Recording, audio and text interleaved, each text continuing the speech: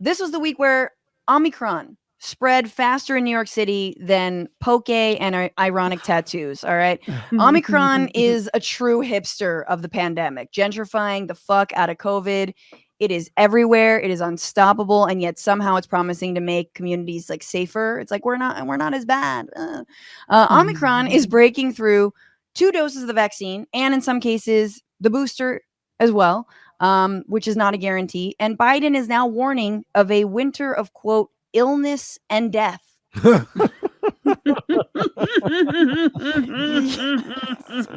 So, as of Wednesday, only 1 in 6 people in the U.S. have been fully vaccinated and boosted against COVID, leaving hundreds of millions at risk as the threat of the fast-transmitting Omicron looms, which, by the way, it's reports, and it varies, but it's something like 70 times faster than, I believe, Delta, which is already however many times faster than regular COVID.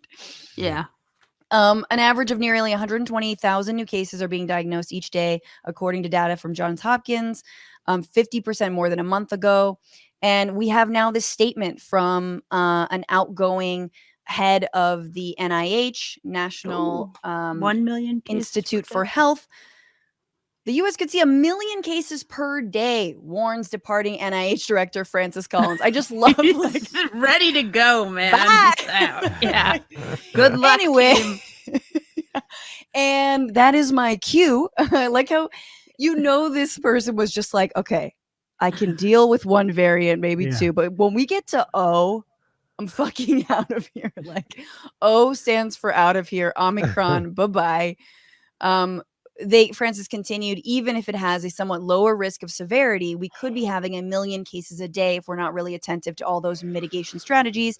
Even the most optimistic scenarios could mean a strain on hospitals in many regions that are already squeezed by the Delta surge.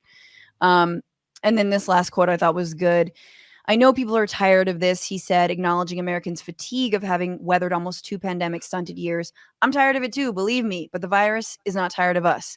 It is having a great old time, changing its shape every couple of months, coming up with new variants and figuring out ways to be even more contagious. It's the Flintstones?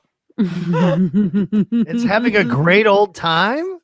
We'll have a great old time. What my other favorite is a few articles lately have been coming out in the past couple of days, which blows my mind that because it's so disingenuous, where they're like, we were so shocked by Omicron. We're so shocked by this new variant. And I get being shocked maybe by the number of mutations, but like, I've been reading articles for how many months now about people talking about the next variant, how it will spread more. I think one of the deepest problems beyond the virus is the fact that the messaging and the plan is all over the place, and no one can pick a place to land. And so there's these vacillations between the 3 or 4 solutions that were panic solutions in March of 2020 through the summer of, okay, well, we'll all wear masks. We'll all do this. We'll all do that. It seems to me that instead of revising and just returning to these same old ways of approaching it, it's astonishing to me that we are not having. I always imagined in this moment, my child self imagined, that this would be a moment where like every day Bruce you're being Willis addressed by the government. Yeah. No, we're like, there's like an omnipresent, like, we have a serious situation and here is how society must adjust until this situation is over, in a uniform way that seems organized and clear, as opposed to, is there a test? I don't know. Should we go home for Christmas? Who knows? Like, it just seems bizarre to me that we're this far into the thick of it. And Biden has to be prompted to try to use the Defense Production Act to produce tests. I would just say, I mean, I definitely think this administration has shit the bed when it comes to testing. We should have, everyone, you should go into stores. I mean, every other country has better testing than we do. Yep. But that said, the Republican Party has worked really hard to get their people not to vax. And you have Republican governors in Florida and in Texas and in North Dakota and South Dakota worse than North Dakota, who have really made it their mission to spread misinformation about them. I mean, look at Ron Johnson. Ron Johnson's like, vaccines, who can say? You know, I mean, Tom Massey's like, I would never, you know, I refuse to say if I've been vaccinated. So I would say, like, clear messaging is I mean, this White House, I think, is bad at messaging in general. Yes. And they're very bad at, you know, there's all this dead air where they are not putting in message, where you just, Fox News is like filling the media vacuum, and right-wing, you know, news is sort of cooking up their own thing, and they're not out there enough. But I do think, like, there's such a polarized attitude towards this that, you know, half the country is like wearing masks and testing themselves and getting all the vaccines and the boosters, and half the country is just like, fuck you. Yeah. You I know? mean, I the agree. problem that I have with it, though, is that I feel like instead of sort of covering bases, being like, this is what we know about the vaccine, this is what the vaccine does, let's get good messaging out there, instead of, but we should still wear masks, we should still take precautions, we're going to ramp up not just testing, but also contact tracing. Hey, we're going to send every American an N95 mask, which is far more effective than a cloth mask or a surgical mask. So like all of these easy solutions, instead it was looking at the vaccine like a silver bullet.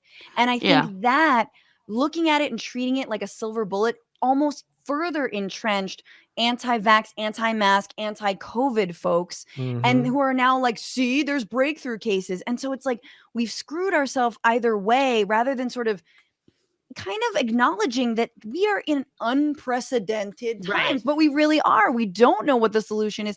But here's my biggest thing with this. What we know does work is actually paying people to stay at home. It's actually giving people money for their kids, for their families, to help them be safe.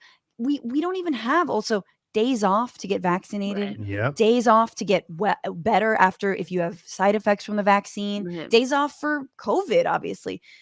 All that stuff are ways we can mitigate the impact of the pandemic, even if we don't know how to solve it.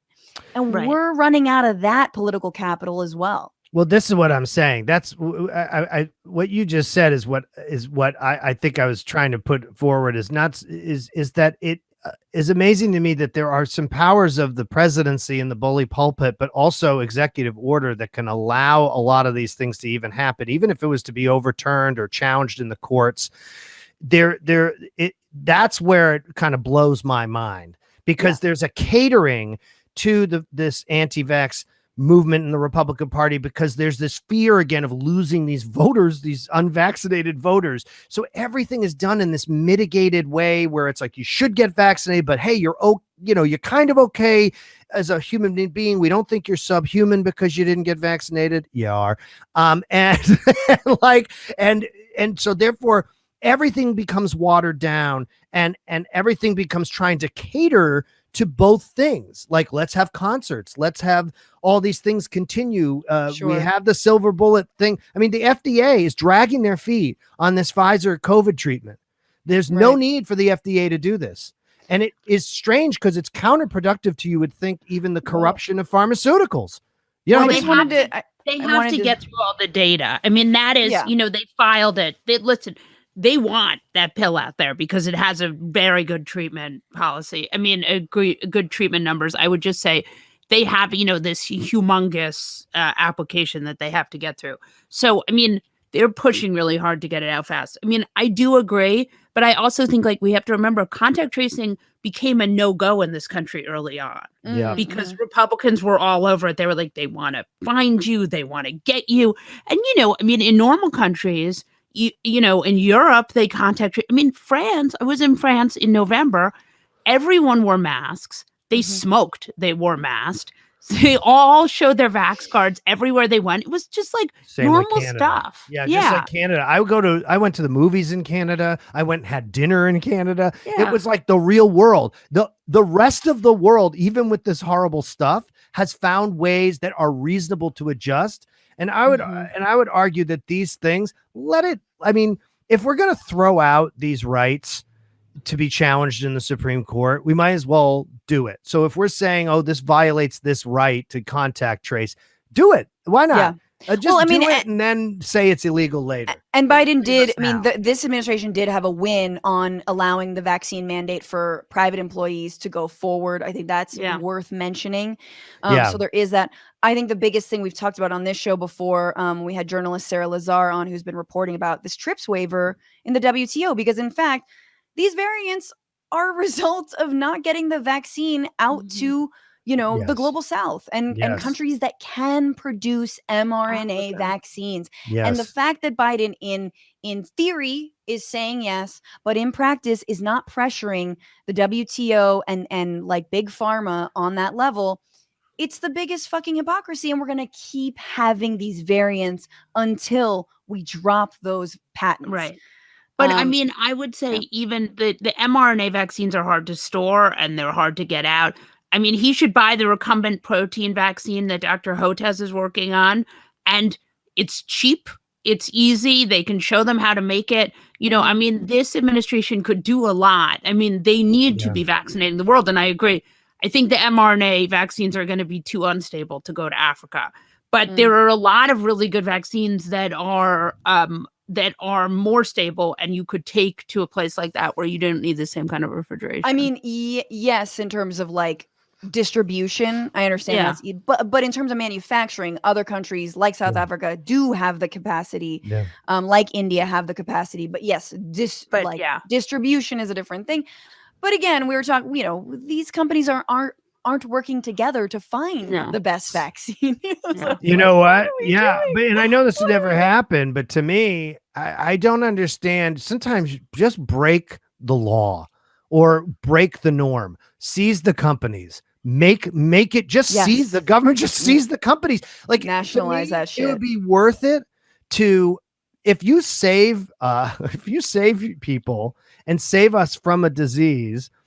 And maybe reorder society a bit in the process, and you break some laws along the way, you'll pay for it at the end of the day, and then it's worth it, right? I would think. But the Defense Production Act, it's not breaking the law, and that's what it does. Well, Yeah. I mean, yes, that's why he doesn't want to do it. But I mean, he has the presidential Still- right to do whatever he wants. He Yes, still I hasn't meant mobilized Norm. it, Yeah. Molly. In Yeah. this entire year, he still hasn't mobilized it. Yeah.